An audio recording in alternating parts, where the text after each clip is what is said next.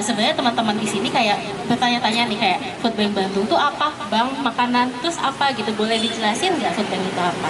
Oke, bismillahirrahmanirrahim. Assalamualaikum warahmatullahi wabarakatuh. Waalaikumsalam. Salam kenal, saya Diah dari Food Bank Bandung, organisasi yang bergerak dalam bidang pencegahan food loss and waste di Kota Bandung khususnya. Kita bergerak sejak tahun 2020.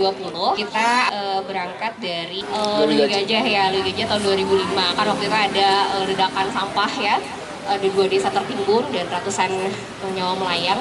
Dan ternyata dari ledakan tersebut di TPS ya, tempat pembuangan sampah air itu sekitar 38-40%-nya adalah sampah makanan. Mungkin buat kita sepele gitu ya, misalnya nyisain makanan digiring, tapi ternyata ketika dikumpulkan itu bisa sampai puluhan ribu ton, bahkan yaitu menimbulkan ledakan.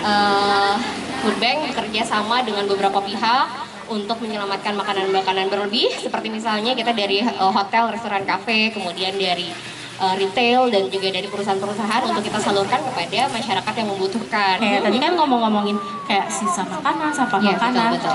Kalau nggak salah, aku tuh pernah dengar ada namanya kayak food waste gitu ya, atau food loss. Nah itu mungkin teman-teman di sini juga pernah dengar, tapi kayak apa sih bedanya? Boleh diceritain nggak, Kak? Kalau food loss itu adalah makanan yang terbuang ketika belum disalurkan. Jadi misalnya di pertanian gitu ya, ada misalnya gagal panen, nah itu food loss ya. Kalau food waste adalah makanan yang disisakan oleh manusia gitu.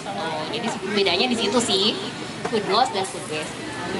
Boleh dijelasin juga nggak, Kak, kayak misalnya alurnya kayak gimana sih penyelamatan makanan-makanannya itu? Jadi kalau di kita ada beberapa program ya. Yang pertama adalah food drive. Food drive itu bisa dilakukan di perusahaan atau misalnya retail, misalnya kakak adik atau teteh-teteh yang pada punya perusahaan gitu. Misalnya kita kerjasama sama Bio Farma yang udah rutin atau sama IKEA. Jadi kita simpan misalnya dalam jangka waktu tertentu ada box makanan gitu ya. Jadi ketika punya makanan berlebih di rumah, misalnya ketika ada festival lebaranan gitu ya, kan suka ada banyak hampers nih, ada makanannya lebih Keren banget ya. oh gitu. Nanti juga ada lagi ya. Gitu. Nah biasanya dikumpulkan makanan-makanan kemasan, kemudian dikumpulkan nanti kita bagikan juga ke daerah-daerah yang memang jadi binaan kami. Itu yang food drive. Bisa juga dari sekolah-sekolah nih. Jadi ada beberapa sekolah-sekolah juga yang memang anak-anaknya luar biasa hebat. Mereka mengumpulkan makanan donasi gitu ya. Aku mau donasi ini, mau donasi itu. Nanti sama kita dikolek, dipilah gitu ya. Food rescue ini kita rutin lakukan setiap Rabu dan Sabtu. Rabu dan Sabtu ini biasanya di akhir bulan di Instagramnya Food Bank Bandung bisa dilihat, barangkali mau pada jadi volunteer. Jadi di akhir bulan Food Bank Bandung ya, Bandung. kalau misalnya.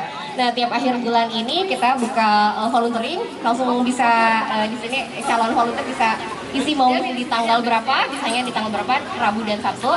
Nah alurnya sih lumayan panjang nih, tapi lumayan seru. Jadi ada sekitar 10 posyandu, itu ada sekitar 300 orang gitu ya di posyandu. Jadi kita kerjasama langsung sama kader posyandu. Jadi kader posyandu itu tiap daerah kan biasa ada kader posyandunya ya, dan mereka tuh luar biasa, biasanya lebih tahu tentang kondisi masyarakatnya dibanding Bapak RT RW-nya. Gitu. Jadi kita kan kalau saya butuh data, Bu, kita perlu nih, kita mau salurkan sama anak-anak yang stunting atau misalnya yang lansia yang membutuhkan gitu ya, itu mereka biasanya lebih tahu. Jadi kita udah ada 10 posyandu, kemudian udah ada 4 sekolah darurat, 4 sekolah darurat, dan itu sekitar anak-anaknya bisa sampai 200-an ya, 200-an lebih. Kemudian ada juga keluarga-keluarga yang memang kita supervisi sebelumnya kayak gitu. Kondisi terkait food waste-nya tuh udah sampai detik ini tuh udah seperti apa kayak gitu? Kalau di Bandung masih banyak ya, masih banyak bahkan kesadaran masyarakatnya sendiri. Jadi kita pernah nih punya daerah binaan anak-anak di satu pinggiran kota gitu ya. Kita rutinnya kirim makanan gitu, makanan yang sudah kita jadwalkan hari Rabu dan Sabtu itu gitu.